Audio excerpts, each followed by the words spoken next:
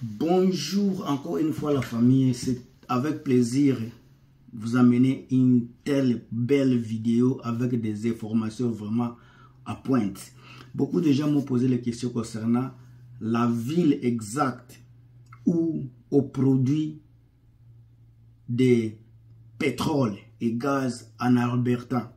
Alors je vais vous donner la ville, soit la cité ou bien le village où on produit beaucoup de gaz et pétrole en Alberta dans la vidéo ici. Alors si vous aimez les vidéos de motivation, comment venir au Canada, quoi faire, quelles sont les questions qu'on vous pose sur à l'immigration, la chaîne ici elle est pour vous. Sur ce, n'oubliez pas à me donner un coup de pouce dans les abonnements et puis aimez la vidéo si vous aimez le contenu.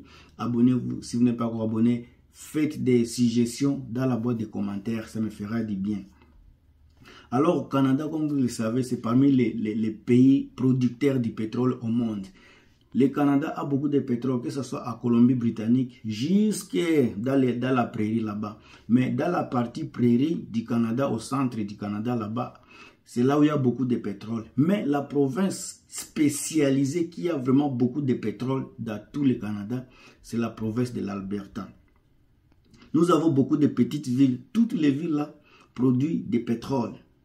Alors, par exemple, si vous allez à Medicine Hat, c'est une des villes qui se trouve en Alberta, il y a le pétrole. Lethbridge, il y a le pétrole, mais là, c'est plus l'agriculture, mais il y a également les activités pétrolières. Si vous allez, vous voulez partir travailler dans le secteur des pétrole et gaz, avec 100 diplômes, ça a beaucoup d'expérience, mais ça a beaucoup d'études universitaires. Plus vous allez au nord du Canada, dans la province de l'Alberta, plus vous allez au nord, plus il y a le pétrole et gaz. Plus vous allez au nord, plus vous foncez, plus vous allez vous retrouver dans des coins où il y a le pétrole. Il y a un coin qu'on appelle Grande Prairie, il y a une petite ville là. Là, il y a du pétrole, mais si vous allez vraiment vous forcer à un village, je vais vous citer les noms. Je vais d'abord vous parler du travail, le salaire qui est là.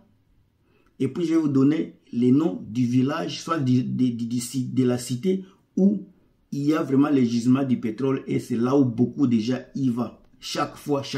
Au moment où j'ai fait la vidéo ici, il y a les gens qui s'en vont là-bas pour se faire des pognons.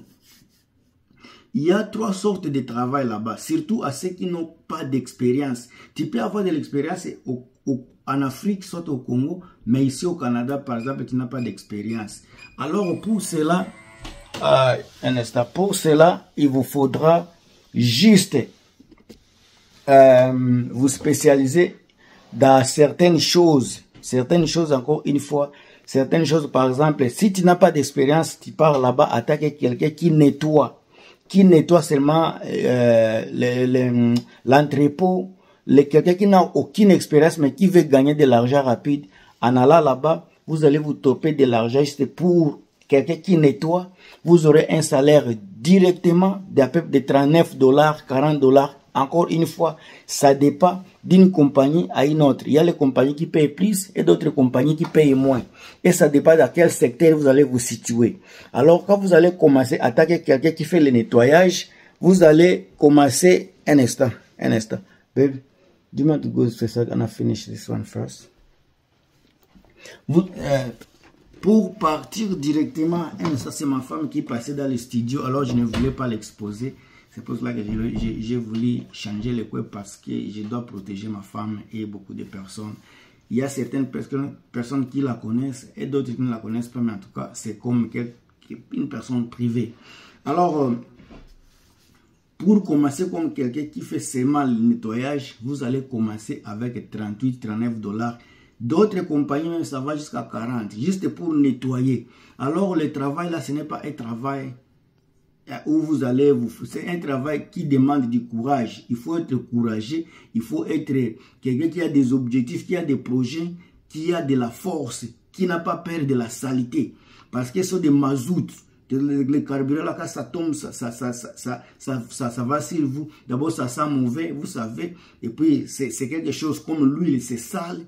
Il faut être quelqu'un qui sera prêt à endurer à cela. Maintenant, il y a quelqu'un qui travaille qui est comme assistant des foreurs. Celui qui fait le forage, lui, on l'appelle driller. Ça, c'est autre chose. Maintenant, celui qui est deuxième niveau, à part celui qui fait le nettoyage, il y a celui qui est comme assistant de driller. Assistant de driller, il y a la différence de $3 entre les débutants, celui qui fait le nettoyage, et celui qui est comme assistant de celui qui fait les forages. Quand la différence, c'est on vous paye 38, celui qui est assistant, il sera à peu près à 41. Celle-ci, on vous paye, par exemple, un débutant qui fait le nettoyage à 40, celui qui est assistant, il sera à 43. Et souvent, c'est la différence de $3. Encore une fois, ne comptez pas sur moi.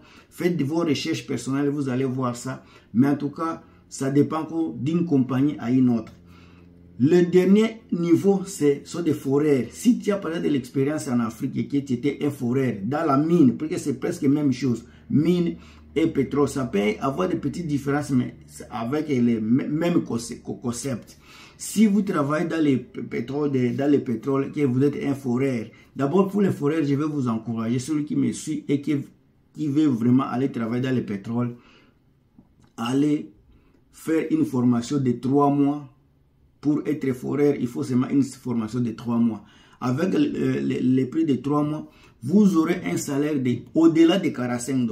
Au-delà de $45, vous aurez les salaires là. Mais alors, encore une fois, le travail du pétrole, ce n'est pas un travail comme le travail normal. Ce sont des travails où souvent, même si, comme je dis, c'est au village. Les villages là, je vais vous donner les noms bientôt là. Là, d'abord, vous allez quitter, par exemple, si tu vis à Vancouver, il y a les gens qui quittent Vancouver à Colombie-Britannique, beaucoup de provinces pour aller travailler là-bas. Donc, le travail là, tu vas laisser la famille. Tu vas aller dans la brousse. Il y a des camps, Maintenant, quand on fait les camps, c'est comme si vous vivez dans une ville. Les camps, il y a tout ce dont vous avez besoin. D'autres n'ont pas de camps, il vous faut loger dans les hôtels. Il y a les entreprises qui vous payent les transports, les logements là-bas. Si on ne vous donne même pas l'argent, on ne met pas dans les salaires, on vous donne par exemple, chaque matin, on vous donne l'argent cash, par exemple, $50. Juste ça, chaque jour, c'est votre droit. C'est comme un prime d'encouragement. Il y a d'autres, les primes d'encouragement là, c'est ce que vous allez payer hôtel et votre nourriture. Hôtel dans des coins là, c'est à peu près $50 ou bien $40. Et puis tu peux manger par jour peut-être un autre $40. En réalité, tu vas encore épargner d'argent à partir de ce que vous a donné. D'autres compagnies, quand vous donnez les primes comme ça, c'est différent. C'est différent de ce que, malgré qu'on vous donne les primes, on va toujours vous loger sous leur bénédiction. Donc, l'argent de nourriture, de location, ça sera toujours entre leurs mains. Donc, il y a certaines compagnies qui travaillent différemment. Alors, faites des recherches pour mieux comprendre les compagnies qui travaillent là-bas et comment les compagnies là fonctionnent. Alors, pour être maintenant bref, pour descendre, pour clôturer ma vidéo ici, avant de vous donner les noms là encore, je pense que la vidéo ici vous a fait plaisir. Mettez les j'aime si vous aimez le contenu, abonnez-vous et partagez la vidéo. Alors, la ville là, la cité là, s'appelle Fort McMurray. Beaucoup déjà l'appellent seulement Fort Mac. C'est un coin d'abord. Le coût de logement est peu élevé, mais beaucoup de gens qui travaillent dans le pétrole là-bas, ils ont déjà acheté. Il y a beaucoup de Noirs qui sont dans la ville là, dans la cité là-bas. Ces gens-là aussi sont achetés des maisons puisque vous gagnez beaucoup d'argent. Par mois, vous avez à peu près $7000. Un salaire que quelqu'un qui a fait l'université ne peut même pas avoir. Et puis, il y a des fois, vous ne travaillez pas juste 8 heures d'état comme la législation canadienne qui permet aux gens de travailler 8 heures d'état. Mais là, on peut aller jusqu'à 12-14 heures d'état par jour. Donc, l'argent qu'on vous donne pour les extras, les heures supplémentaires, c'est une somme qui peut être même plus que les salaires que vous recevez. Donc, les gens qui y vont souvent, ils ont des objectifs, ils ont des plans, ils ont des visions, ils savent ce qu'ils sont en train de faire là. Il y a les gens qui vont là pour 2 ans, les gens qui vont là pour 5 ans. Dès que vous avez ce dont vous aviez besoin, vous pouvez quitter, faire d'autres choses. Mais beaucoup de gens aime le travail, là, quand vous êtes habitué au travail, ça devient quelque chose de facile. Mais alors, la chose la plus difficile, encore une fois, comme je dis, c'est un travail qui demande du courage, de la motivation, de la force, également des objectifs, parce qu'il fait froid également. Le coin où il y a beaucoup de pétrole, il fait froid. Encore une fois, la chose qu'on vous donne gratuitement comme ça, là, pas gratuitement, quand on vous donne beaucoup d'argent comme ça, c'est parce qu'on sait que ce n'est pas un travail que tout le monde peut faire. Alors, on dorlote beaucoup de gens avec l'argent. Je connais beaucoup de Jamaïcains, surtout les Jamaïcains et les Nigériens, qui se sont tapés beaucoup d'argent, qui n'ont pas peur de la saleté. Il y a certaines personnes qui ont des maisons au Canada. Parce qu'à partir du travail seulement de pétrole là. Alors, je vous ai donné le nom du village. Ce n'est pas au sud de l'Alberta, il faut aller au nord de l'Alberta. Beaucoup de gens, au lieu d'aller dans les villages là-bas, par exemple, ils se stabilisent dans la ville d'Edmonton, ils vivent là-bas avec leur famille, ils installent leur famille là-bas et ils vont travailler là-bas. Tous les 2 semaines ou bien toutes les 3 semaines, ils retournent à la maison pendant 1 semaine ou bien 2 semaines et retournent encore au travail. C'est comme ça parce que vous ne travaillez pas seulement 7-5 jours par semaine ou bien 6 jours. Vous travaillez soit 14 jours du travail ou bien 21 jours. Dès que vous allez travailler là, vous allez rester là-bas pendant 21 jours et peut-être 10 jours à la maison. Vous allez encore pendant 21 jours. Imagine-toi, si par jour, tu vas gagner $500 et que tu vas rester là pendant 3 semaines. Imagine-toi, $500 fois 21. $500 fois 21, ça va vous donner combien? Ça, c'est l'argent que vous allez trouver les 3 semaines. Quand vous retournez à la maison avec cet argent-là, imagine-toi, pendant 1 an, vous aurez combien? Je parle de $500. Il y a les gens qui peuvent trouver 400. Il y a les gens qui peuvent trouver 300, je ne sais pas. Il y a les gens aussi qui peuvent trouver plus de 500.